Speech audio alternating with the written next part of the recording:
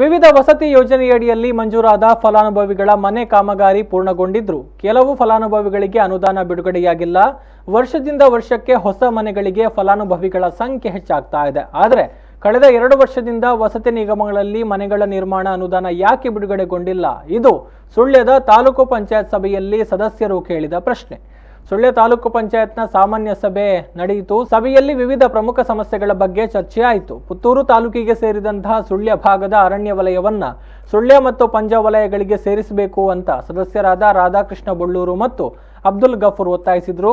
ಜಾಲ್ಸೂರು ಗ್ರಾಮ ಪಂಚಾಯತ್ ವ್ಯಾಪ್ತಿಯ ಸೋಣಂಗೇರಿ ಪ್ರದೇಶಗಳು ಪುತ್ತೂರು ವಲಯ ಅರಣ್ಯಾಧಿಕಾರಿಗಳ ವ್ಯಾಪ್ತಿಗೆ ಬರುತ್ತೆ. ಇಲ್ಲಿನ ಜನಸಾಮಾನ್ಯರು ಕಚೇರಿ ಕೆಲಸಗಳಿಗೆ ಪುತ್ತೂರು ಕಚೇರಿಗೆ ಹೋಗಬೇಕು.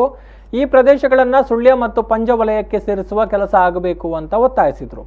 ಸರ್ಕಾರದ 2020ರ ಮರಳು ನೀತಿಯಂತೆ ಹಳ್ಳ, ತೊರೆ ಮತ್ತು ನದಿಗಳಲ್ಲಿ ಇರುವಂತಹ ಮರಳು ನಿಕ್ಷೇಪವನ್ನು ಸಂಬಂಧಪಟ್ಟ ಇಲಾಖೆಗಳ ಅಧಿಕಾರಿಗಳ ತಂಡದಿಂದ ಗುರುತಿಸುವಂತಹ ಕೆಲಸ ಬೇಗ ಆಗ್ತಾ ಇಲ್ಲ.